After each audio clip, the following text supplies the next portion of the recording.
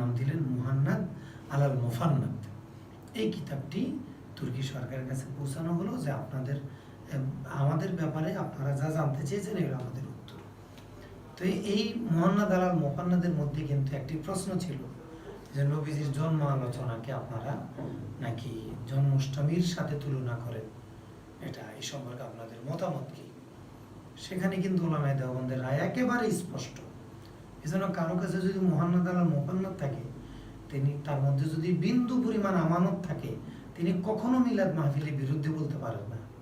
মুতলাক্কান তিনি কখনো বলতে পারেন না। সেখানে কিন্তু স্পষ্ট লেখা আছে যে রাসূল সাল্লাল্লাহু আলাইহি ওয়াসাল্লামের জন্ম অনুষ্ঠান যদি মুনকারাত মুক্ত হয় তাহলে এটা অনেক উত্তম কাজ, ভালো কাজ। সেখানে মুনকারাতের উদাহরণ ওনারা দিয়েছেন। মুনকারাত কি? বেপরদা, গান বাজনা, নারী পুরুষ একসাথে হওয়া, এগুলো মুনকারাতের উদাহরণ দিয়ে ওনারা বলেছেন। তো উলামায়ে দেওবন্দ তো সিদ্ধান্তই দিয়ে দিয়েছেন মুহান্নাদের মধ্যে যে মুনকারাত মুক্ত মিলাদ মাহফিল হলে এটা জায়েজ, এটা ভালো কাজ, এটা সর্বোত্তম ভালো কাজ বলে ওনারা সেখানে স্পষ্ট করেছেন। এবং সেখানে মুহাম্মদ বিন আব্দুল হক নজদি সম্পর্কে উলামায়ে দেওবন্দকে একটি প্রশ্ন করা হয়েছিল যে মুহাম্মদ বিন আব্দুল হক নজদি সম্পর্কে আপনাদের কি আকীদা?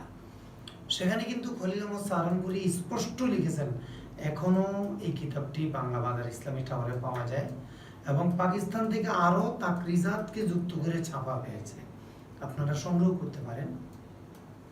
বড় বড় আলিমদের কাছে এটা থাকার কথা। তো মুহাম্মদ বিন আব্দুল ওয়াহাব নজদি শাইখে নজদ সম্পর্কে সেখানে স্পষ্ট লিখেছেন যে ফতোয়া শামীর যে আকীদা আমাদের সেই আকীদা। এখন আপনি খোলেন ফতোয়া শামী ৬ষ্ঠ খণ্ডের ৪০০ পৃষ্ঠায় ইমাম শামী রহমতুল্লাহ এদেরকে খারেজিদের মতো বলেছেন এবং ওখানে স্পষ্ট লিখেছেন ইমাম শামী রহমতুল্লাহ আলাইহি যে নজদিরা উলামায়ে আহলে সুন্নতকে জবাই দিয়েছে, জুলুম নির্যাতন করেছে, এদের নারীদেরকে দাসী বানিয়েছে, এদের সম্পদকে গনিমতের মাল হিসেবে গ্রহণ করেছে।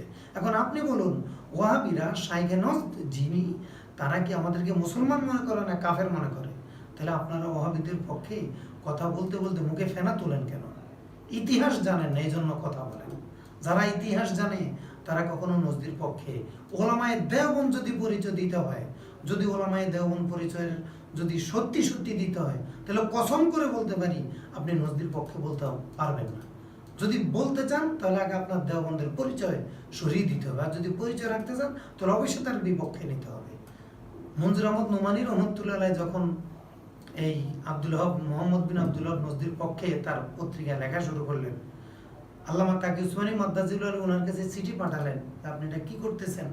আমাদের সালাফদের বিরুদ্ধে বলেছে, আপনার পক্ষে কেন বলেন? এই চিঠিটা এখনো আছে নুপুসের রপ্তেগা কিতাবের মধ্যে, যেটা মাকতাবাতুল আশরাফ থেকে বরেণ্যদের স্মৃতিচারণ নামে অনুবাদ হয়েছে। আপনারা একটু মেহেরবানি করে পড়াশোনা করে কথা বলেন। আমরা যদি পড়াশোনা করে কথা বলি আমাদের দূরত্ব ইনশাআল্লাহ অনেক কমে যাবে। দেখেন, নজদি আর তাইমির মাসালায় যদি আমরা এক হতে পারি তাহলে ইনশাআল্লাহ উম্মার মধ্যে খুব বড় ধরনের বিভাজন থাকবে না, টুকিটাকি থাকতে পারে, উসুলি বিষয় থাকবে না। মিলাদ মাহফিল দেওবন্দের সিদ্ধান্ত অনুযায়ী এটা মুসাল্লাম, এটা মুনকারাত মুক্ত হলে উত্তম ভালো কাজ, সর্বোত্তম ভালো কাজ। এখন আমরা কেন বেদাত বলছি? আমরা কেন মুহান্নাদকে মানসুখ করে দিলাম? এই অধিকার আমাদেরকে কে দিয়েছে? আমাদেরকে অধিকারটা কে দিয়েছে যে মুহান্নাদের সিদ্ধান্ত? যদি কোনো দেওবন্দের আলেম যদি বর্তমানে বলেও থাকেন, নকলও করতে পারেন সালাফ থেকে যে অমুক আলেম মিলাদের পক্ষে ছিলেন না বিপক্ষে ছিলেন, কিন্তু ওনার মতের উপরে কিন্তু ওলামায়ে আজহারের স্বাক্ষর নেই। ওনার ওই মতের উপরে কিন্তু ওলামায়ে মদিনা, ওলামায়ে ইয়ামান, ওলামায়ে মক্কা, হানাফি, শাফি, মালিকি, হাম্বলি 4 মাযহাবের বড় বড় আলেমদের কিন্তু ওনার মতের স্বাক্ষর নেই। তাহলে ধরে নিতে হবে ওলামায়ে দেওবন্দের কেউ যদি মিলাদ কিয়ামের বিপক্ষে বলেন এটা ওনার সাহায্য, এটা ওনার তাফারুদাতের অন্তর্ভুক্ত। কেন? উনি মতের পক্ষে স্বাক্ষর আনতে পারবে না, পারেনও নেই, আর এখনো কেউ পারবে না। এই জন্য ওলামায়ে কেরামের কাছে আমরা বিনয়ের সাথে অনুরোধ করবো, সালাফকে একটু জানুন, সালাফের লেখাগুলো একটু মেহরবানি করে পড়ুন। আল্লাহর রাস্তে আপনাদের পায়ে হাত রেখে বলি, বিনয়ের সাথে বলি, কখন ওয়াহাবিদের বই পড়ে মিলাদ কিয়ামের বিরুদ্ধে বলবেন না। যদি বিরুদ্ধে বলতে হয় তাহলে আপনার আগে আপনাদের সালাফের বইগুলো পড়ুন। তবে শুধু ফতোয়া রশিদিয়া, তালিফাতে রশিদিয়া পড়ে বসে থাকবেন না। এর আগের গুলো একটু দেখুন, এর আগের বই কিতাবগুলো একটু দেখুন, সেখানে ওনারা কিভাবে এই বিষয়টা আলোচনা করেছেন। ভাই আপনারা যদি একটু পড়াশোনা করে বইগুলো লিখতেন তাহলে উম্মার মাঝে এত বিভেদ থাকতো না।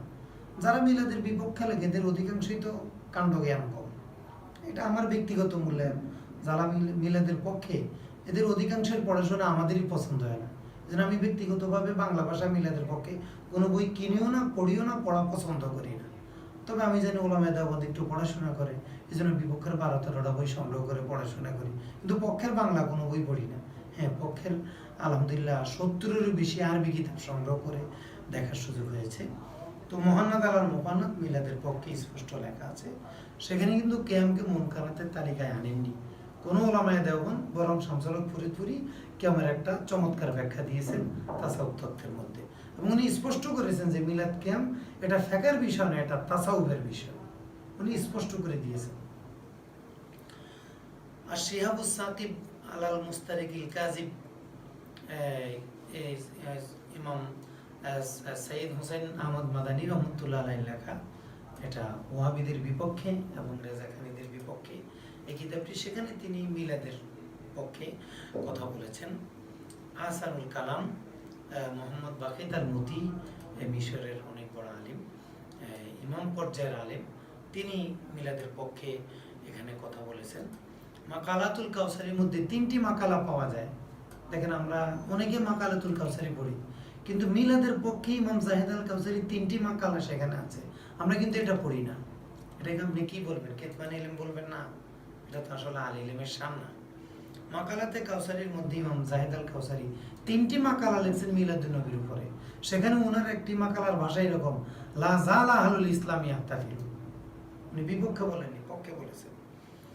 আল ইলাম বিফতওয়া ইম্মাতিল ইসলাম, মুহাম্মদ ইবনে আলাবি, মসজিদে হারামে যিনি 30 বছরেরও বেশি মুহাদ্দিস ছিলেন, ওয়াহাবিদের আমলেও যিনি মুহাদ্দিস ছিলেন, ওনার প্রভাব প্রতিপত্তি এত বেশি ছিল, সাইয়্যিদ বংশের বহু লোককে ওয়াহাবিরা জবাই দিয়েছে, কিন্তু ওনার গায়ে টাচ দেওয়ার মতো সাহস পায় নাই।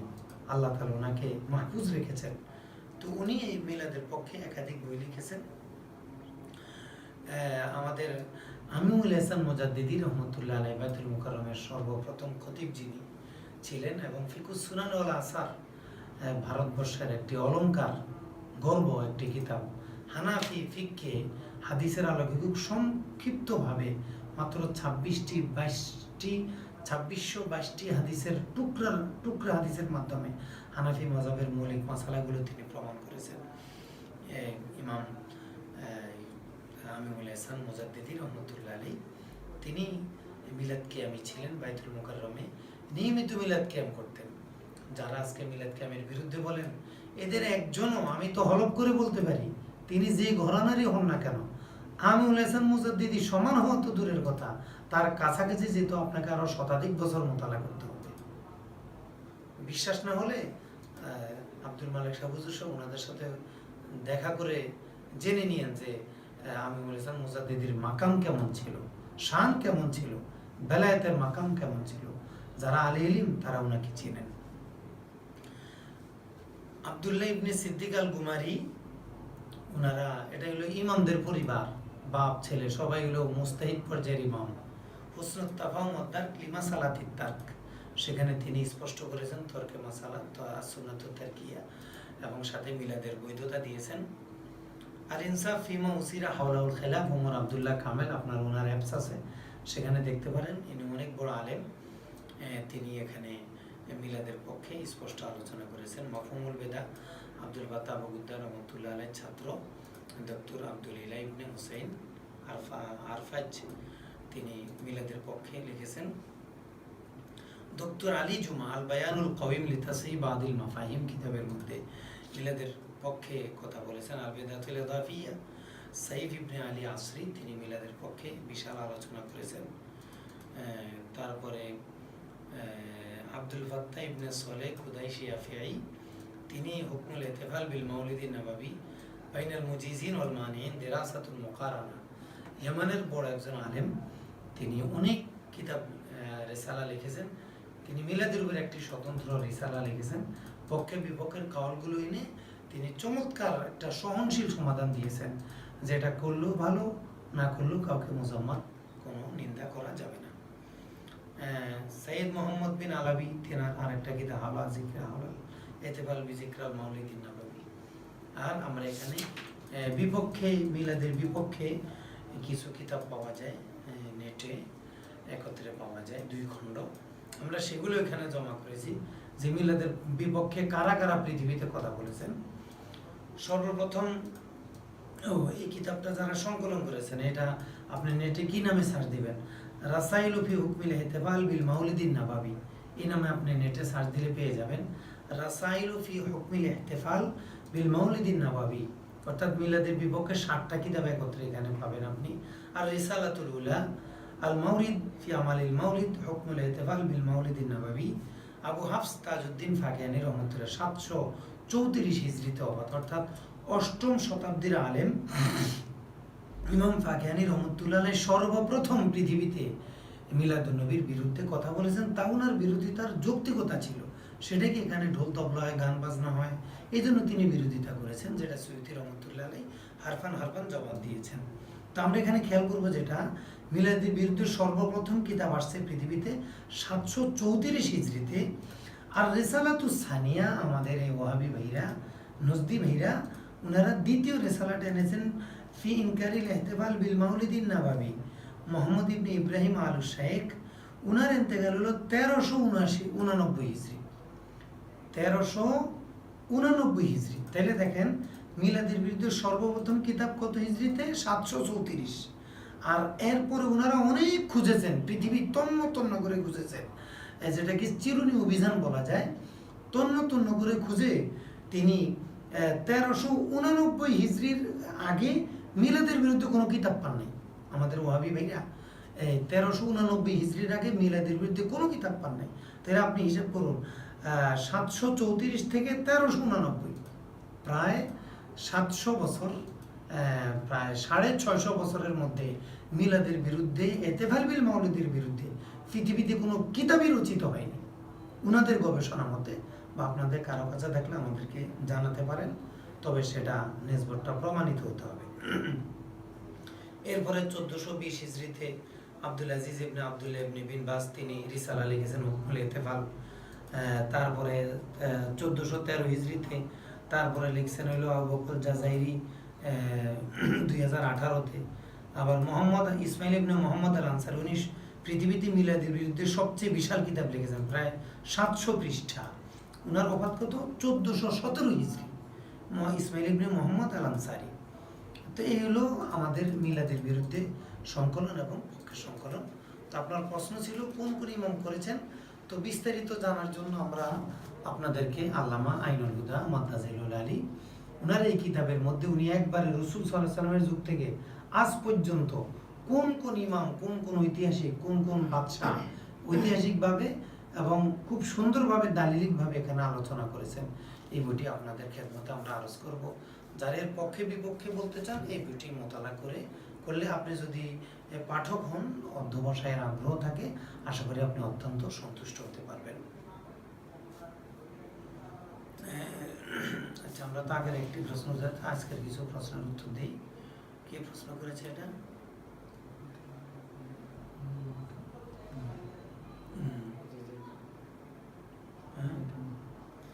এক ভাই প্রশ্ন করেন, শায়েখ আমার প্রশ্ন হলো, অনেকে কিয়াম করতে গিয়ে নামাজের মতো হাত বেঁধে দাঁড়িয়ে ঝুলে ঝুলে কিয়াম করে, আরেক দল হাত ছেড়ে কিয়াম করে, যারা কিয়াম। আচ্ছা, প্রশ্নটা তো গুরুত্বপূর্ণ না, এখানে আরো কিছু গুরুত্বপূর্ণ প্রশ্ন আছে, আমরা এগুলো দেখি। আরেক ভাই প্রশ্ন করেছেন, ডালকানগর পীর সাহেব কি হক্কানি পীর কিনা? এই ধরনের প্রশ্ন করেন কেন? একজন হক্কানি পীরের ব্যাপারে হক্কানি পীর এভাবে প্রশ্ন করা আদবের খেলাফ। আপনি প্রশ্ন করতে পারেন আমি তার হাতে বায়াত হব কিনা, এই জন্য সাবধান ভাই। আমরা অনেক সময় হককে নিজেদের পকেটে সিন দিয়ে আটকায় ফেলি, এটা ঠিক না। আমি হক, এই কথাটা খুব খারাপ। বলতে হবে আমিও হক। এই রস্যই এবং ওর ব্যবহারের কারণেই আজকে উম্মতের এত বড় দুর্দশা। আমি বলতেছি আমি হক, হ্যাঁ আমার কাছে আমার পীর হক এবং সকল পীরের উপরে আমার পীরের মর্যাদা বেশি, এই জন্য আমি তার হাতে বায়াত গ্রহণ করেছি। এটার অর্থ এটা নয় যে আপনার পীর বাতিল, এটাকে বোঝার কোনো সুযোগ নেই। এই জন্য আমরা এই ধরনের, আমি এগুলাকে মনে করি সুয়াদ হয়। যে ডালখানগরের পীর সাহেব হক্কানি কিনা, এটা তো প্রশ্ন করার বিষয় না। আর উনি তো হক্কানি হয়েই আছেন, বায়াত হবেন কি হবেন না, প্রশ্ন হবে সেখানে। এই জন্য যারা মিলাদ কিয়াম না করার কারণে ওলামায়ে কেরামকে একবারে ঠেলে দেন, আমি বলি আপনি হলেন প্রথম সারির বেদাতি। মিলাদ কিয়ামকে আপনি মেয়ার বানিয়ে ফেলেছেন, এটা তো ঠিক না। এটা এর আগেও আমরা বলেছি, এই ধরনের ন্যারো মাইন্ডের কারণে, কলবি ইনহেসারের কারণে উম্মতের আজকে এই দুর্দশা পোহাতে হচ্ছে। এজন্য পক্ষে বিপক্ষে সকল ওলামায়ে কেরামের কাছে আমরা দিনের সাথে অনুরোধ করব, রস্যইর ব্যবহার ছেড়ে দিয়ে ওর ব্যবহার করতে শিখুন। আমিও হক, আমার দরবারও হক, আমি হক, এই রস্যইটা বাদ দিয়ে ও বসিয়ে দিন। তাহলে দেখবেন আপনাদের মাঝে আমাদের মাঝে দূরত্ব কমে ভালোবাসার সম্পর্ক, বন্ধন, সুসম্পর্ক ইনশাআল্লাহ পয়দা হবে। আরেক ভাই প্রশ্ন করেছেন, ঈদ মিলাদুন্নবী পালন করে কি বেদাত? হ্যাঁ, গুনাহ যদি যুক্ত হয় তাহলে অবশ্যই বেদাত হবে। কেউ যদি ঈদ মিলাদুন্নবী পালন করাকে বিশেষ ইবাদত মনে করে, বেদাত হবে। কেউ যদি এই মাসে পালন করলে সওয়াব বেশি হবে এটা মনে করে, তাহলে বেদাত হবে। কেউ যদি বিশেষ কোনো বাতিল শর্ত জুড়ে দেয় তাহলে বেদাত হবে। সকল মুনকারাত মুক্ত হলে তাহলে ওলামায়ে আহলে সুন্নাহ এটাকে জায়েজ করার দিয়েছেন। অনেকে বলে ঈদ বলতে শুধু দুটি ঈদকে বোঝায়, তাহলে ঈদ মিলাদুন্নবী পালন করা কি আমাদের জন্য বেদাত? সাহাবায়ে কেরামরা যেটা করে নাই আমরা কেন সেটা করছি? অনেকে বলে, অনেকে কে বলে? কোন ইমামের নাম বলেন? কোন ইমামের নাম আপনি আনতে পারবেন না ইনশাআল্লাহ। এই পৃথিবীতে একজন মুস্তাহিদ ইমাম পাবেন না যিনি বলেছেন ঈদ মিলাদুন্নবী বলা বেদাত। কারণ ইমামরা তো পড়াশোনা করে জানে ঈদ দিবস অর্থে ব্যবহার হয়। এরপরেও এই ইবনে রজব হাম্বলী রহমতুল্লাহ আলাইহির যে লাতাবে মারিফের হাদিস টেনে ধূম্রজাল ছড়ানোর চেষ্টা করা হয়, ওখানে ইবনে রজব হাম্বলী রহমতুল্লাহ আলাইহি তিনি ঈদে শারঈকে ইনহেসার করেছেন। ঈদে শারঈ হলো এগুলো। ঈদের শাড়ি যদি কেউ যদি সত্যি মনে করে ঈদ মিলাদুন্নবী ঈদের শাড়ি, ঈদ মিলাদুন্নবী শাড়িভাবে আবশ্যক, তাহলে আমরা তাকে বেদাতিই বলবো। আমাদের পড়াশোনায়, সালাফের পড়াশোনায়, সালাফের জানাশোনে তিনি বেদাতি হবেন, কিন্তু আমরা তাকে শাড়ি ঈদ মনে করি না, ঈদে দিবস অর্থে ব্যবহার করি, লোগাবি ঈদ আমরা মনে করি। আপনি একটা প্রশ্ন করেছেন সাহাবায়ে কেরাম যেটা করে নাই আমরা কেন সেটা করব?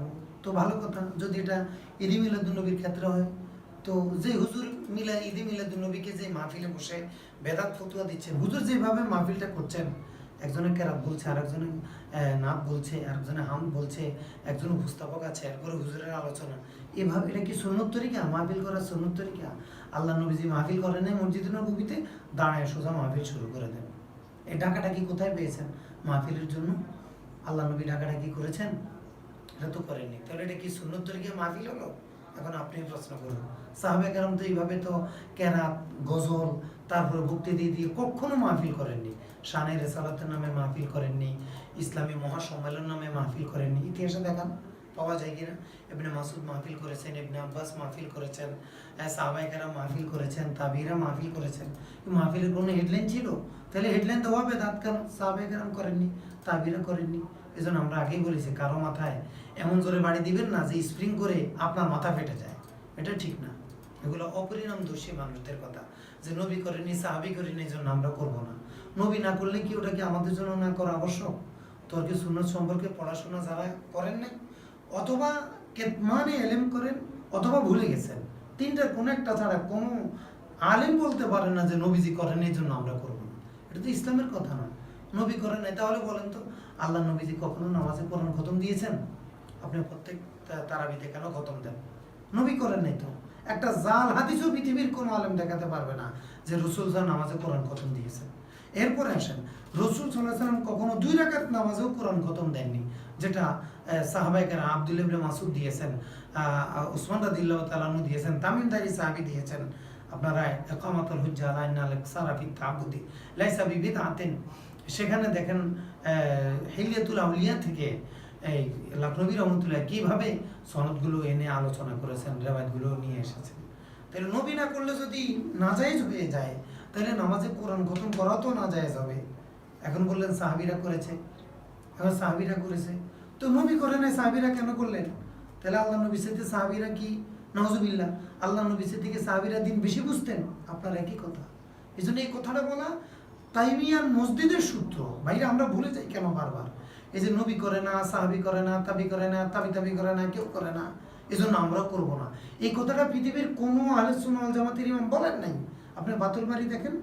আমরা আপনাদেরকে একটা তর্কে সুন্নাহগুলোর প্রসঙ্গক্রমে একটা সংক্ষিপ্ত ধারণা দিচ্ছি যে তর্কে সুন্নতের উপরে আমাদের আইম্মে কেরাম তর্কে সুন্নত যে দলিল নয়, অর্থাৎ নবী সাহাবী ওনারা না করাটা, যে কাজটা করেন নাই সেটা আমাদের জন্য না করা আবশ্যক নয়, ওনাদের তরকটা তাহরিম সাব্যস্ত করে না, ওনাদের তরকটা সালাফের তরকটা তাহরিম সাব্যস্ত করে না। এই কথাটা পৃথিবীর কোন কোন ইমাম বলেছেন একটু মনোযোগ দিয়ে শুনুন। আমরা আপনাকে কিতাবের নাম, খণ্ড, পৃষ্ঠা সহ বলছি। ইমাম আবু জাফর তহাবী রহমতুল্লাহ আলাইহ 321 হিজরিতে ওয়াফাত। শরহু মাআনিল আসার প্রথম খণ্ডের 389 পৃষ্ঠায় তিনি স্পষ্ট করেছেন। ইমাম আবু বকর আল জাসসাস আল হানাফি রহমতুল্লাহ আলাইহ 370 হিজরিতে ওয়াফাত। আল ফুসুল ফিল উসুল কিতাবের 3য় খণ্ডের 223 পৃষ্ঠায় এই সম্পর্কে স্পষ্ট করেছেন তিনি। ইমাম শামসুল আইম্মা সারাকসি রহমতুল্লাহ আলাইহ 490 হিজরিতে ওয়াফাত। উসুলুস সারাকসির 2য় খণ্ডের 88 পৃষ্ঠায় তিনি বলেছেন সালাফের তরক আমাদের তাহরিম করে না, আমাদের জন্য তাহরিম করে না। ইমাম ইবনু কুদামা আল হাম্বলি রহমতুল্লাহ আলাইহ 620 হিজরিতে ওয়াফাত। আল মুগনি কিতাবের প্রথম খণ্ডের 104 পৃষ্ঠায় এই মাসালাকে ব্যক্ত করেছেন। ইমাম ইবনু দাকিক আল ঈদ আশ-শাফিঈ রহমতুল্লাহ আলাইহ 702 হিজরিতে ওয়াফাত। ইহকামুল আহকাম কিতাবের প্রথম খণ্ডের 211 নম্বর পৃষ্ঠায় এই বিষয়ে আলোকপাত করেছেন। ইমাম ইবনুল বাত্তাল রহমতুল্লাহ আলাইহ 449 হিজরিতে ওয়াফাত। ওনার একটা আছে ফাতুল বারী, বাত্তালের একটা ফাতুল বারী আছে, সেটার 3য় খণ্ডের 547 পৃষ্ঠায় এই মাসালার আলোচনা করেছেন। হাফিজ ইবনু হাজার আসকালানী রহমতুল্লাহ আলাইহ ফাতুল বারী কিতাবের 3য় খণ্ডের 547 পৃষ্ঠায় এই বিষয়ে আলোচনা করেছেন। এই ফাতুল বারী নামটা আসার কারণে কিছু কথা বলতে হয়। আজকে আমাদের কিছু কিছু ওলামায়ে দেওবন্দ ইতিহাস না জানার কারণে আমাদের নজদি ভাইদের বরাতে খুব কথা বলে তৃপ্তির ঢেকুর তুলছেন। এই নজদি ভাইরা আখতাও ফাতুল বারী বের করেছেন, একটু মোতালা করে দেখেন ওই আখতার সাথে আপনি একমত হবেন কিনা। কার ওষুধ খান, ওষুধ খাওয়ার পরে কি হবে ভাবা দরকার। ভাই নিজের সালাফের চাইতে বেশি বোঝা ঠিক না, মুরব্বীর চাইতে বেশি বুঝলেই বিপদ হবে। এজন্য আপনার মুরব্বীরা কি বুঝেছেন সেটা একটু মেহেরবানি করে খেয়াল করেন। তো ফাতুল বারীর বিরুদ্ধে আমাদের নজদি ভাইরা কিতাব লিখেছে আখতাও ফাতুল বারী। ফাতুল বারী কি কি ভুল করেছে, অর্থাৎ আহলুস সুন্নাত ওয়াল জামাতের আকীদা যেখানে যেখানে ইবনে হাজার আসকালানী রওয়ায়াত করেছেন, বর্ণনা করেছেন, সেখানে তারা রদ করে বই লিখেছে। আর তাদের বেদাউল আহলিয়া বিদআতুল ইহতিফাল ইসমাইল আনসারী কিতাব পড়ে পড়ে খুব তৃপ্তির ঢিকুর তুলছেন। মিলাদের ব্যাপারে আপনার চমৎকার পড়াশোনা হয়েছে, কিচ্ছু পড়েননি আপনি, 2 লাইনও পড়েননি। আপনি আহলুস সুন্নাত ওয়াল জামাতের পড়াশোনা করেন, তাহলে ইনশাআল্লাহ বুঝতে আপনার জন্য সহজ হবে। ইমাম ইবনুল মুফলি হাম্বলি রহমতুল্লাহ 763 হিজরিতে ওয়াফাত। আন-নুকাত ওয়াল ফাওয়াইদ কিতাবের প্রথম খণ্ডের 163 পৃষ্ঠায় মাসালার আলোচনা করেছেন। ইমাম মুহাম্মদ বিন আব্দুল বাকি জুরকানি আল মালিকি রহমতুল্লাহ আলাইহ 1122 হিজরিতে ওয়াফাত। শারহ জুরকানির মধ্যে 3য় খণ্ডের 316 পৃষ্ঠায় তিনি আলোচনা করেছেন। ইমাম মুহাম্মদ বিন ইসমাইল আস-সানাআনি, সামানি না সানাআনি, 1182 হিজরিতে ওয়াফাত। সুলুকুস সালাম কিতাবের প্রথম খণ্ডের 590 পৃষ্ঠায় তিনি আলোচনা করেছেন।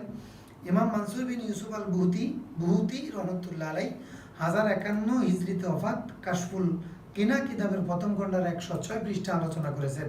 ইমাম শাওকানি রহমতুল্লাহ আলাইহ 1250 হিজরিতে ওয়াফাত। নাইলুল আওতার কিতাবের 4th খণ্ডের 58 পৃষ্ঠা আলোচনা করেছেন।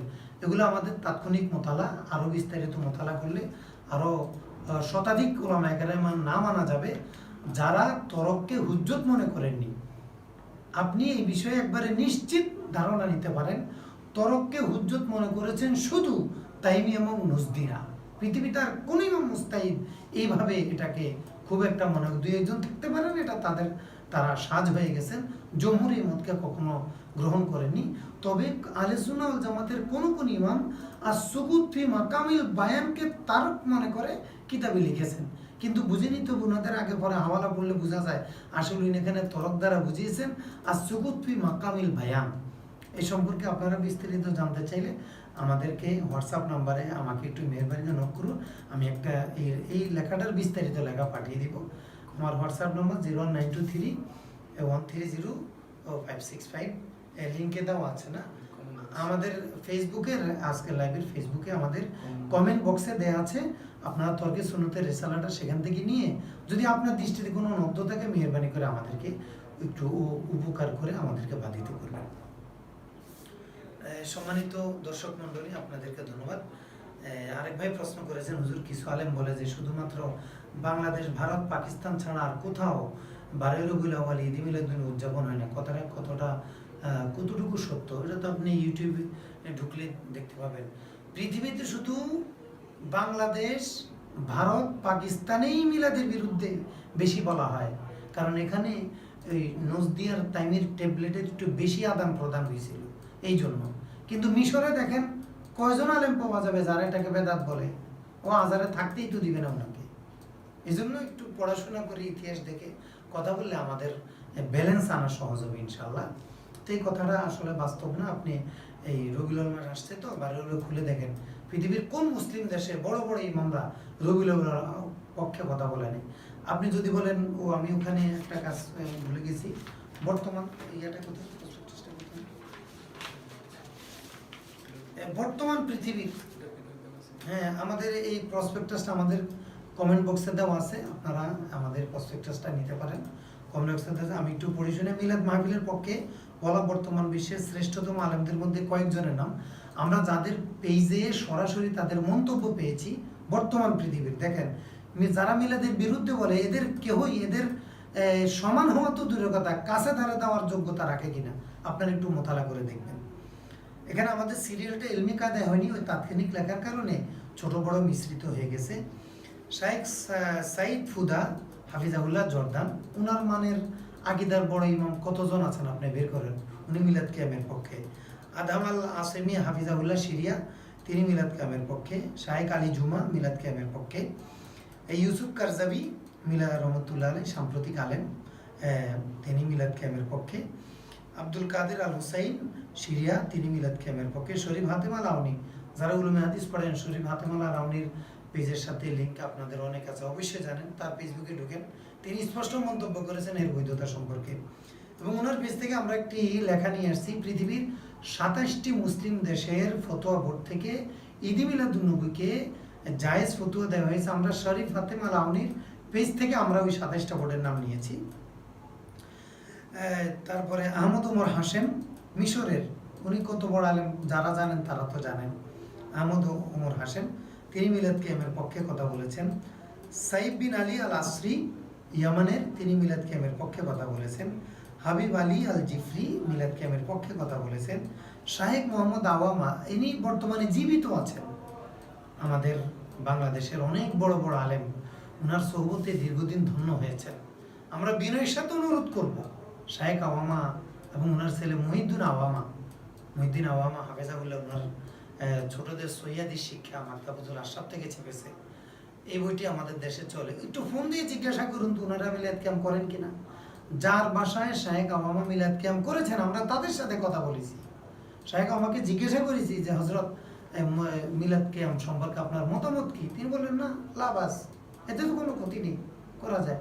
তো ওনার যে খাদেম যিনি জুতা বহন করছেন উনি বললেন যে আরে শাহেখ তো আমার বাসায় মিলাদ কিয়াম করে, তাহলে আপনি এখন ওনাকে ফোন দিয়ে কেন জিজ্ঞাসা করেন না? তার দেশে তাহলে তো ফেতনা ছড়ান কেন? আব্দুল ফাত্তাহ আবু গুদ্দার রহমতুল্লাহর নাম কে না জানে? উলুম হাদিস যারা পড়েন আব্দুল ফাত্তাহ আবু গুদ্দার রহমতুল্লাহের নাম জানেন না? উনি সারা জীবনে মিলাদের পক্ষে একটা লাইন বলেছেন, জায়েদ আল কাউসারি রহমতুল্লাহ আলাইহির হাতে গড়া ছাত্র। দেখুন উনিও মিলাদ কিয়াম করেছেন, সাইদ মামদুন নিজে বলেছেন একাধিকবার আমি আর তিনি একসাথে মিলাদ কিয়াম করেছি। তো দেখেন এত স্পষ্ট প্রমাণ থাকা সত্ত্বেও এরপর আমরা যদি কেতমানে ইলম করি, এটার দায়ভার আসলে কার হবে? ওলামায়ে কেরামদের ভাবা উচিত। বাংলাদেশের বিভিন্ন মাসিক পত্রিকায়, অনেক পত্রিকায় চমৎকার হেডলাইনে মিলাদের বিপক্ষে খুব ফন্নি কায়দায় লেখা হয়। আরে আপনার ওস্তাদের নামটা আনেন না, একটু সাহস থাকলে শাহেখ আমাকে একটু ফোন দেন না ভাই, একটু মেহরবানি করে আজকে ফোনটা দেন, মহিউদ্দিন আওয়ামাকে ফোনটা দেন, এবং আব্দুল ফাত্তাহ আবু গুদ্দার মিলাদ কিয়াম করতো কিনা সাইদ মামদুকে জিজ্ঞাসা করেন, যারা ওনার কাছের ছাত্র তাদেরকে জিজ্ঞাসা করেন, তাহলে তো বিষয়টা স্পষ্ট হয়। ধূম্রজাল ছড়ানোর প্রয়োজন কি? মুনকারাতের বিরুদ্ধে বলেন, মুতলাকের বিরোধিতা করে কেতমানে ইলমের শিকার হচ্ছেন কেন? এটা আসলে ইলমি আমানত না ভাই। নিজার হাম্মাদি তিউনিসিয়ার অনেক বড় আলেম, যারা জানেন তারা জানেন, গায়রে আলেমরা তো জানবেন, এটাই স্বাভাবিক। উনি মিলাদ কিয়ামের পক্ষে বর্তমান আলেম। মাহমুদ আফেন্দি, উনার ব্যক্তিত্বের কথা পৃথিবীর কোন আলেম না জানে বলেন? আহলে সুন্নাহ ওয়াল জামাতের এরদোয়ান সরকারের উত্থান যাদের মাধ্যমে এই শায়েখ আফিন্দি রহমতুল্লাহ আলাই অনেক বড় আলেম এবং সুফি, সারা জীবন মিলাদ ক্যাম্প করে গেছেন। এরপরেও যদি বলতে হয়, এখন আমি আপনাকে বলবো ওনাদের চাইতে ওনাদের মানের 2-3 জন বড় আলেমের নাম বলুন তো, যারা মিলাদ ক্যাম্পকে বেদাত বলে। আর লাগবে না, ওনারা যেই মানের, এই মানের কয়েকজন আলেমের নাম বলুন যারা মিলাদ ক্যাম্পের বিপক্ষে বলে। আমাদের বাংলাদেশে যারা মিলাদ ক্যাম্পের বিপক্ষে লেখেন, আপনাদের পায়ে হাত রেখে বলতে চাই, কেতমান এলেম করবেন না, কেতমান এলেম করবেন না। আপনারা আপনাদের বইতে লিখেছেন, এটা তো চর্বিত চর্বণ, এটা তো সমাধান হয়ে গেছে, এটা তো সিদ্ধান্ত হয়ে গেছে, সব আলেম একমত এটা বেদাত। কোন দেশে সব আলেম?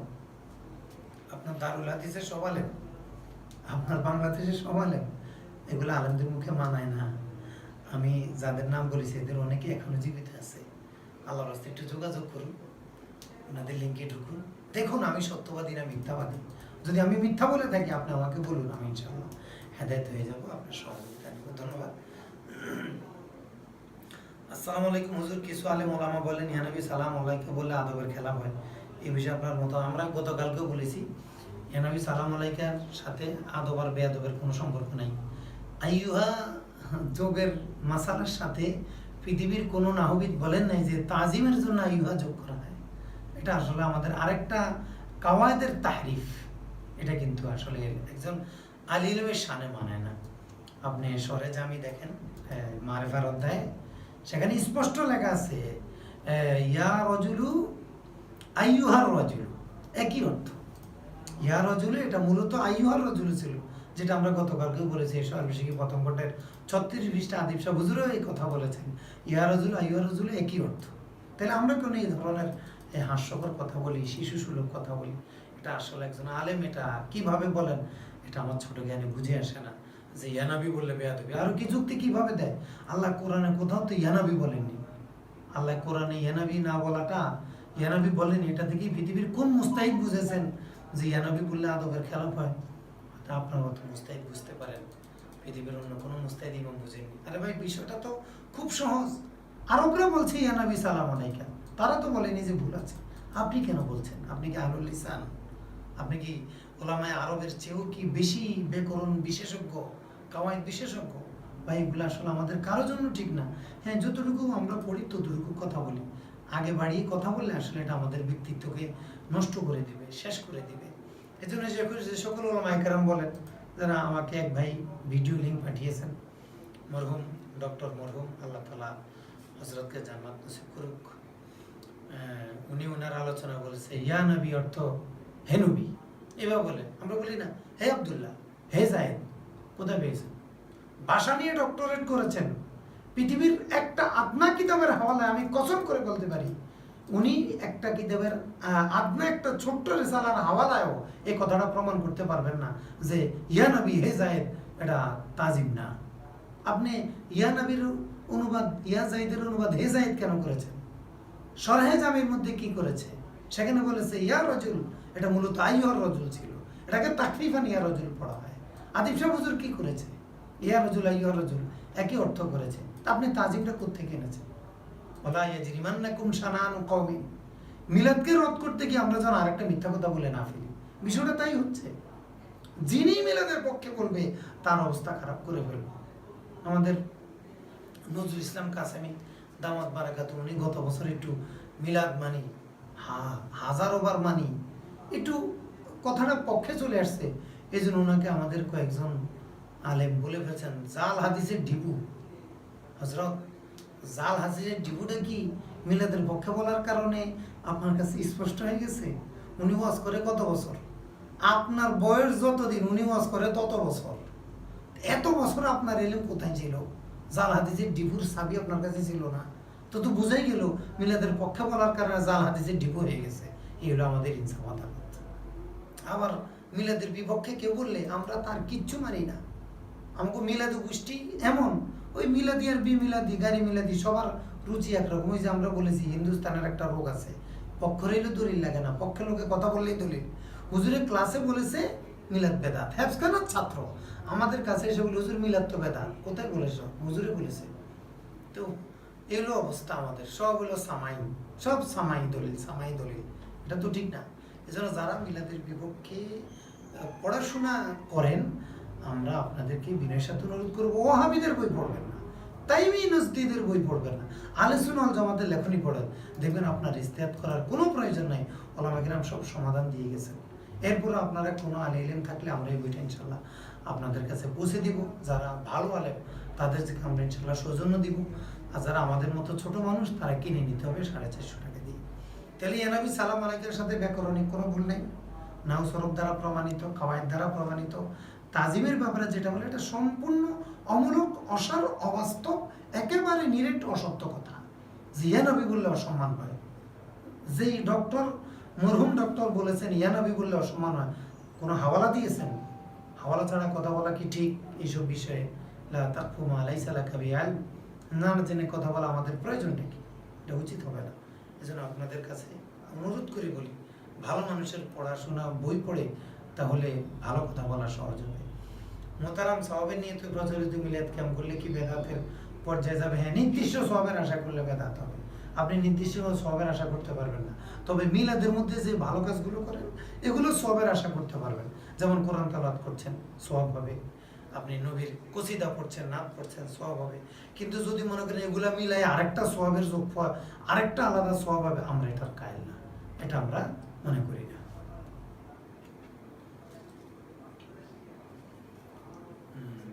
এক ভাই প্রশ্ন করেছেন, নাজমুল হাসান মাহাদি, মোহতারাম আহমদ রাজা খান এর অনুসারীদের কার্যক্রম শরিয়ার দৃষ্টিকোণ থেকে কেমন?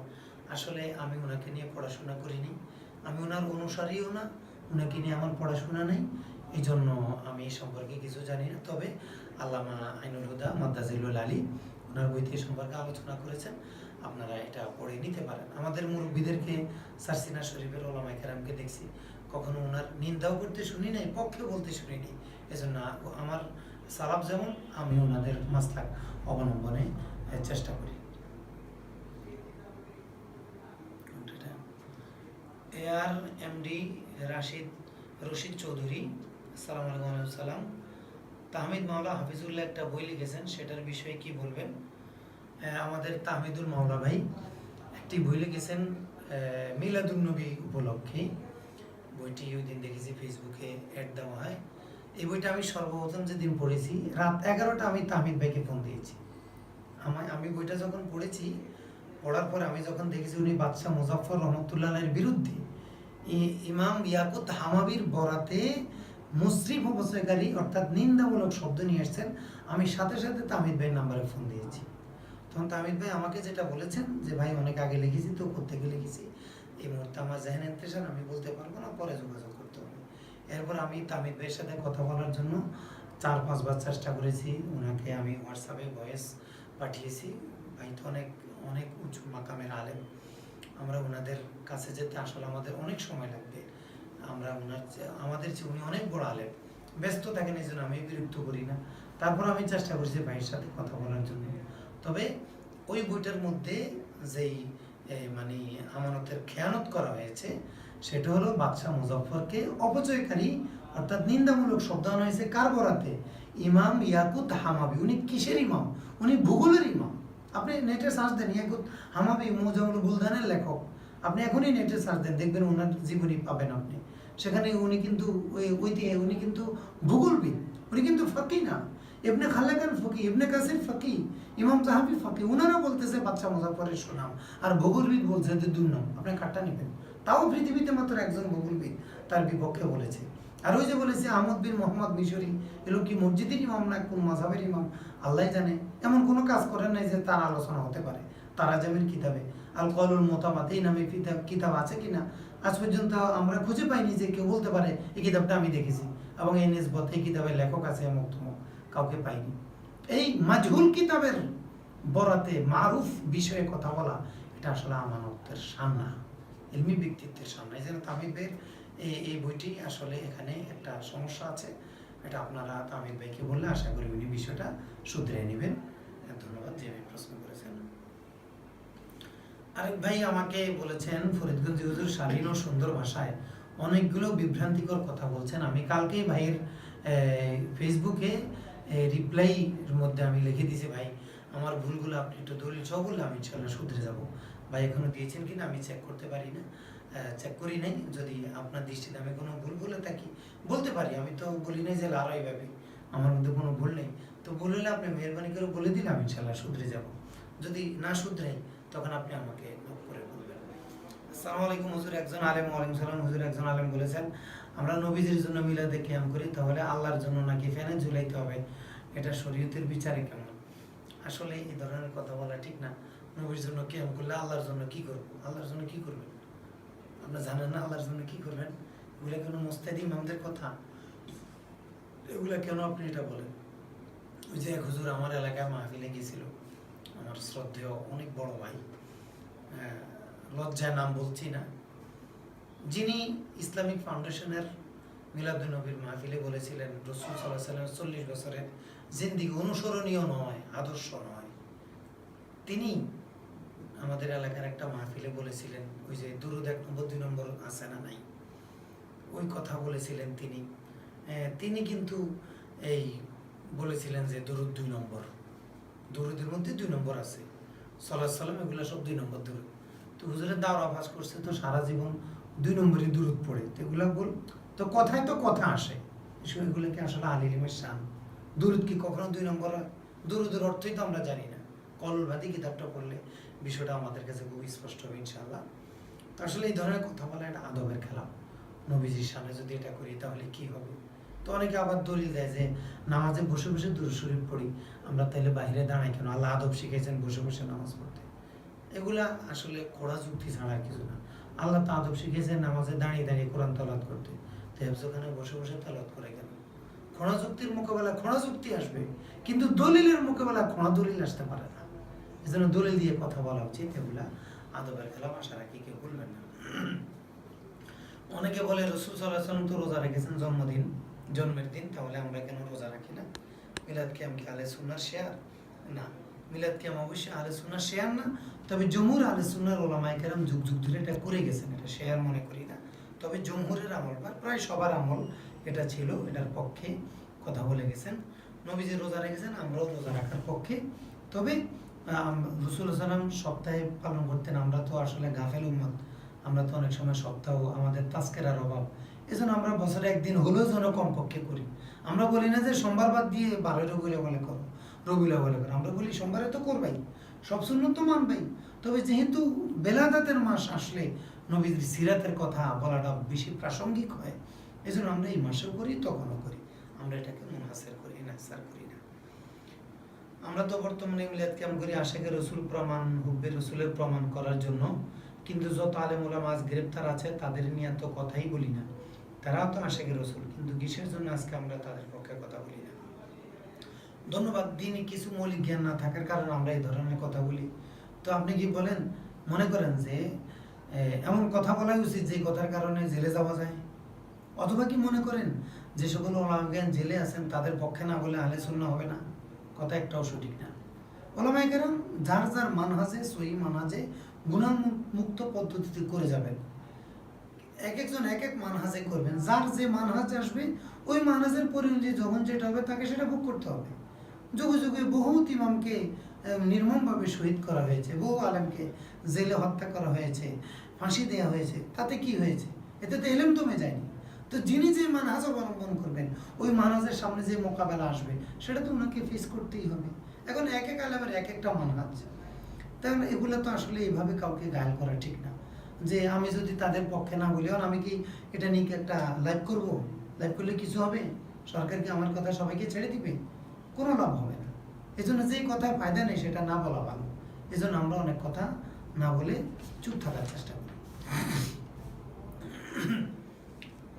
হুজুর অনেকে বলেন মুনাফিক আর মুমিনের মধ্যে নাকি পার্থক্য, মিলাদ কি আমার জুলুস, এই বিষয়টা কিভাবে দেখবে? এগুলো বেদাতীদের মেয়ের লক্ষণ। মুনাফিক আর মুমিনের মধ্যে মিলাদ দিয়ে বাঁচে, বেদাতীদের ঢালি তো এটা, কারণ ওনার দাঁড়িয়ে রাখতে কষ্ট হয়, মেসক করতে কষ্ট হয়, সুন্নত পড়তে কষ্ট হয়, 24 ঘন্টার জিন্দিগিকে সুন্নত তরিকা চালাতে কষ্ট হয়। মিলাদ পড়বে, জিলাপি খাবে, মজা করে সুন্নি হয়ে যাবে, সস্তা সুন্নি। এই জন্য ওনার একমাত্র মাপকাঠি হলো মিলাদ। আলহামদুলিল্লাহ, এই ধরনের জিলাপি মার্কা সুন্নি আমরা না। সারসিনা শরীফ জিলাপি মার্কা সুন্নি না, দারুন নাজার জিলাপি মার্কা সুন্নি না। আমরা সুন্নতে আমল করে করে সুন্নি। আমাদের পুরো 24 ঘন্টা যেন সুন্নতের উপর দায়ম ও কায়েম থাকে। আমাদের সালাফ উলামায়ে কেরাম এটাই আমাদেরকে শেখান। এজন্য আমরা জিলাপি মার্কা সুন্নি না, জিলাপি খুর সুন্নি না। যারা এগুলো বলে তাদেরকে প্রশ্ন করে। ঈদ মিলাদুন নবীকে কি সকল ঈদের সেরা ঈদ বলা যাবে? হ্যাঁ, বলা যাবে, তবে আমাদের সালাফরা যেহেতু বলে না, এজন্য আমরা বলি না। নবীজি সাল্লাল্লাহু আলাইহি ওয়াসাল্লাম জন্ম উপলক্ষে রবিউল আউয়ালে সর্বপ্রথম কত হিজরিতে আনুষ্ঠানিকভাবে বিভিন্ন আচার অনুষ্ঠান পালন করা হয়। চতুর্থ শতাব্দীর শুরুর দিক থেকে ফাতিমের এটা শুরু করে এরপর থেকে ধারাবাহিক শুরু হয়। আমার প্রশ্ন, আরেক ভাই প্রশ্ন করেছেন 4টি একত্রে। আমার প্রশ্ন, প্রচলিত মিলাদ কিয়ামের আবিষ্কার কবে হয়? চতুর্থ শতাব্দীর শুরুর দিকে ফাতিমিদের মাধ্যমে। প্রচলিত না, ওই সময়কার। আসলে প্রচলিত হইল কি বিকাশ, আর ওই সময় ছিল কি উৎপত্তি। এই জন্য আইনুল হুদা সাহেবের বইটা আমি খুব অ্যাপ্রোপ্রিয়েট মনে করি। এখানে একবারে উৎপত্তি থেকে ক্রমবিকাশ পর্যন্ত সমান ভিত্তিক উনি সব নিয়ে আসছেন। এই বইটা আপনারা সংগ্রহ করতে পারেন। মুস্তাহিদ ইমামদের মধ্যে কে কে জায়েজ বলেছেন? আমি তো আলহামদুলিল্লাহ অনেকের নাম পড়েছি। এরা অনেকেই মুস্তাহিদ ইমাম, এরা অনেকে করেছেন, পক্ষে লিখেছেন, এবং কোনো মুস্তাহিদ ইমাম এই 800 বছরে মিলাদ কিয়ামের বিপক্ষে ফতোয়া দেন নাই। শুধু ইবনে হাজার হাইতামি মিলাদের পক্ষে ফতোয়া দিয়েছেন, কিয়ামের বিপক্ষে ফতোয়া দিয়েছেন। একজন ইমাম মুস্তাহিদ পাওয়া যায় যিনি মিলাদের পক্ষে, কিয়ামের বিপক্ষে। আর কোনো মুস্তাহিদ ইমাম এই পৃথিবীতে মিলাদের বিপক্ষে ফতোয়া দেন নাই, কিয়ামের বিপক্ষে ফতোয়া দেন নাই। যদি দিয়ে থাকে মেহেরবানি করে আমাদেরকে জানাবেন, নজদি তাইমি ব্যতীত। 4 মাযহাবের ইমামদের মতামত কি? আমরা ওনাদের উসুলের আলোকে বলতে পারি জায়েজ। ওনারা তো এখন জীবিত নেই, তবে আমাদেরকে যে উসুল দিয়ে গেছেন সেই উসুলের আলোকে বলতে পারি এটা জায়েজ। তারা যদি এমন বিরোধপূর্ণ বিষয় দেখতো, কি সমাধান দিত? তারা উসুলের আলোকে সমাধান দিত। তারা বেদাতের সংজ্ঞা দিয়ে গেছেন যে মা খালাফাল আরবা, কোরআন সুন্নাহ ইজমা কিয়াস বিরোধী হলে, সওয়াবের আশায় করলে এগুলা বেদাত হয়। এটা যেহেতু কোরআন সুন্নাহ ইজমা কিয়াস বিরোধী নয়, মুস্তাহিদ জুমহুর মুস্তাহিদদের রায়, এই জন্য এটা বেদাতে সাইয়্যা হবে না, বেদাতে হাসানা তথা সুন্নতে হাসানা হবে। বেদাতের গ্রহণযোগ্য পরিচয় আসলে কি? বেদাতের গ্রহণযোগ্য পরিচয় হলো, আমরা আমাদের প্রসপেক্টাস থেকে বলেছি যে জুমহুর ইমাম মুস্তাহিদ ওনারা প্রত্যেকে বলেছেন কোরআন সুন্নাহ ইজমা কিয়াস বিরোধী হয়। কোরআন সুন্নাহ ইজমা কিয়াস বিরোধী হয় এমন যে কোনো নতুন ভালো কাজ মনে করে যদি কেউ করে, তাহলে এটা কি হবে? বেদাত হবে। নতুন হলে কিন্তু বেদাত হবে না। এসি নতুন, এটা কি বেদাত হবে? এটা কি ইবাদতের বিষয়? বোকার মতো কতগুলো কথা বলে দেয়। আমাদের অনেকে মিলাদের পক্ষের ভাইরা বলে দেয়, তুমি বিমানে উঠো কেন? মিলাদও তো, বিমানও তো বেদাত না। এটা তো সারি বিষয় না, ইবাদতের বিষয় না। কোনো কাজকে, নতুন কাজকে যদি ইবাদত মনে করে করে, অথচ শরীয়ত এটার বিপক্ষে, শরীয়তের মুখালাফাতে ইবাদত মনে করে কিছু করাকে বেদাত বলে। এটা হলো খোলাসাতু আকওয়ালিল আইম্মাতিল আলাম। ওনারা এমনটাই ব্যক্ত করেছেন। একই কাজ এক দলের কাছে বেদাত আর আবার আরেক দলের কাছে জায়েজ কেন? এটা হলো বেদাতের ইখতিলাফে নিজাই লফজি ইখতিলাফ, নিজাই লফজি। এটা আসলে মৌলিকভাবে ইমামদের মাঝে বেদাত নিয়ে কোনো মতভেদ নেই। ইসতিলাহি বেদাতকে সবাই সাইয়্যা বলেছেন, এটাই মাজমুমা, এটাই বেদাতে দলালা। আর যারা বলেছেন হাসানা, যারা বলেছেন প্রকার আছে, এরা লুগাতান তাকসিম করেছেন। আসলে আলেমদের মাঝে কি নেই? কোনো মতভেদ নেই এটা নিয়ে। হুজুর, আমার অনেক সময় দ্বিধাদ্বন্দ্বে পড়ে যায় আমরা এভাবে যে কমই বড় আলেমদেরকে আমরা আহলে ইলম মনে করি, যেমন শাহেখ মাহমুদুল হাসান আব্দুল মালিক সাহেব, মুফতি দেলোয়ার সাহেব, তারাও তো এটাকে বেদাত বলেন। তারা কি এগুলো জানেন না বা পায়নি? হ্যাঁ, আমি ওনাদের সাথে একমত। ওনারা যে মিলাদকে বেদাত বলে, সেটাকে আমরাও বেদাত বলি, সেটাকে সারসিনার হুজুরও বেদাত বলে। ওনারা এমনিতে বেদাত বলে না। আমরা কেবল নব্দগিরি নুরুল ইসলাম ওলি হুজুর যেখানে যায় মিলাদের বিপক্ষে বলবে না কেন? ওনার সামনে তো বেদাতিরা, একাধিকবার বেদাতিরা ওনার উপর আক্রমণ করতে গিয়েছে, এবং তারা তো বেদাত তরিকায় মিলাদ পড়ে। উনি দেখেন হাঁটাজারি উলামায়ে কেরাম মিলাদের ব্যাপারে এত কট্টর কেন? ওনাদের পাশে যে কট্টর বেদাতিরা থাকে, এই জন্য ওনারা কট্টর। মুফতি ফয়জুল্লাহ রহমতুল্লাহ আলাইহি বেদাতের মাসালায় কট্টর কেন ছিলেন? ওনার দুঃখ ছিল তো বেদাতিদেরকে দেখার কারণে তিনি কট্টর হয়ে গেছেন।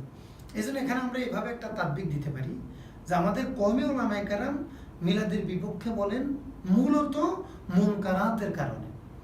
আর আমাদের আহলে সুন্নাহ ওয়াল জামাত সহ সারসিনা ফুরফুরা কওমি, ওনারাও আহলে সুন্নাহ। সারসিনা ফুরফুরা শরীফের উলামায়ে কেরাম এটাকে জায়েজ বলেন মুনকারাত মুক্ত হলে। তাহলে আমাদের দেওবন্দি ওলামায়ে কেরাম মিলাদকে বেদাত বলেন মুনকারাতের কারণে, আর আমরা মিলাদকে জায়েজ বলি মুনকারাত মুক্ত হওয়ার শর্তে। তাহলে মতভেদ কোথায়? আমি তো ওলামায়ে দেওবন্দের ফুরফুরের মাঝে কোনো এই মাসালায় মতভেদই দেখি না। যত বেড়ি তত দেখি ওনারা কাছাকাছি অবস্থানে ছিলেন। তো মতভেদ হবে কিভাবে? বানিয়ে সারসিনা শাহ সুফি আল্লামা নেসারউদ্দিন আহমদ রহমতুল্লাহ আলাইহি তিনি দারুল দেওবন্দে চিঠি পাঠিয়েছেন হোসেন আহমদ মাদানী রহমতুল্লাহ আলাইহির কাছে, আমাকে একজন মুহাদ্দিস দিন। আচ্ছা, যদি নেসারউদ্দিন আহমদ রহমতুল্লাহ দেওবন্দকে যদি খারাপ মনে করতেন তাহলে মুহাদ্দিস চাইলেন কেন?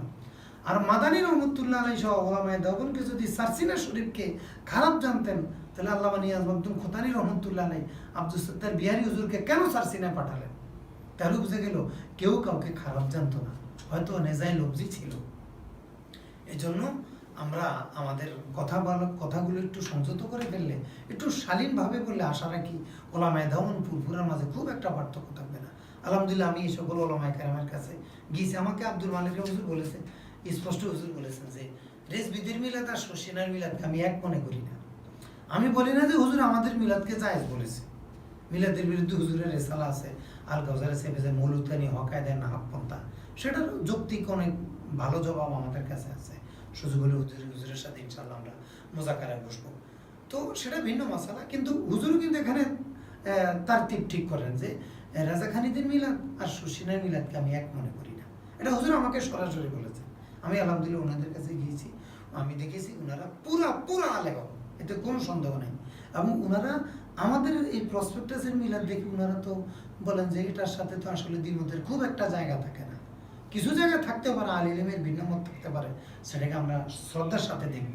কিন্তু আমরা যেভাবে ঢালাওভাবে বলি কমিরা ওহাবি, কমিরা খারাপ, মিলাদ পড়ার জন্য খারাপ, এই কথাগুলোই খারাপ। আল্লাহ তাআলা আমাদেরকে হেফাজত করুক। ঈদ মিলাদুন্নবী সাল্লাল্লাহু আলাইহি ওয়াসাল্লাম নিয়ে যাদের বাজে কথা, এগুলো দরকার নেই।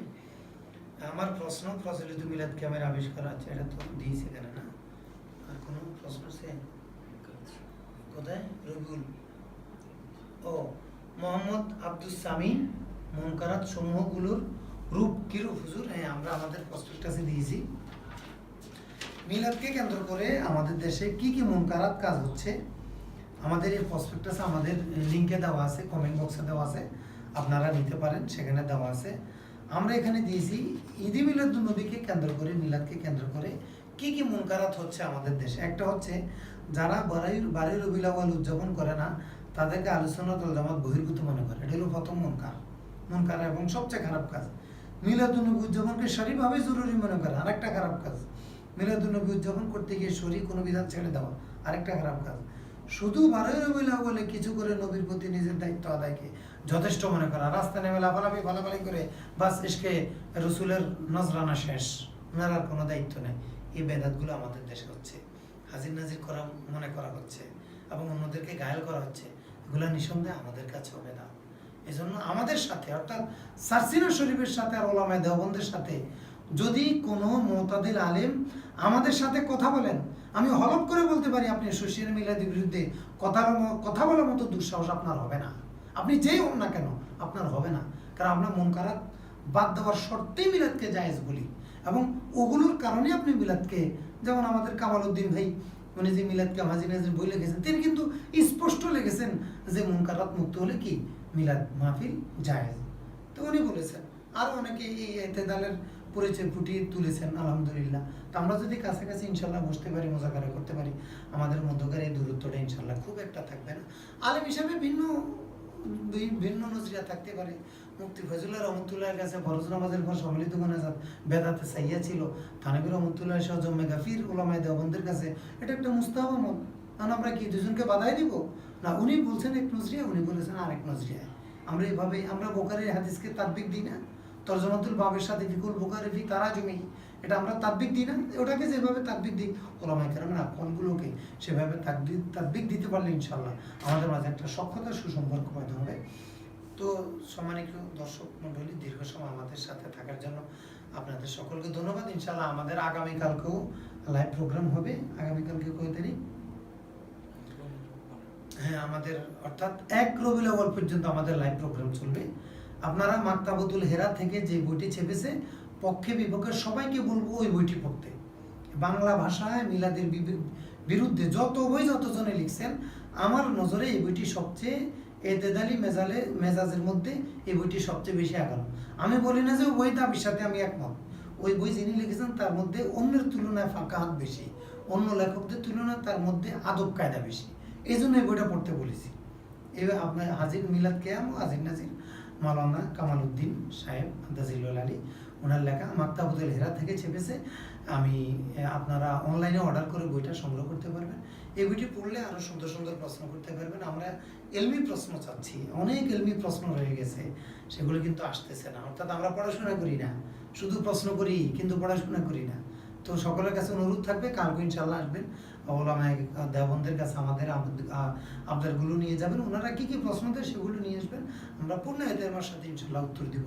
আমরা চাই যে সারসিনা এবং দেওবন্দের সাথে আল্লামা নেসারউদ্দিন আহমদ রহমতুল্লাহ যুগে যেই সুসম্পর্ক ছিল, আজ সেই সুসম্পর্ক হয়ে উঠুক, তাহলে ইনশাল্লাহ বাতিলরা একত্রে সব বিলীন হয়ে যাবে, আবার হকের রৌশন ঘরে ঘরে জ্বলে উঠবে। আল্লাহ তাআলা আমাদের উদ্যোগকে কবুল করুক, আমাদের সবাইকে কবুল করুক, সবাইকে আল্লাহ মাফ করে দিক। আল্লাহ তাআলা আমাদের ভুলগুলো মাফ করে দিক। সকলকে ধন্যবাদ। আসসালামু আলাইকুম ওয়া রাহমাতুল্লাহ।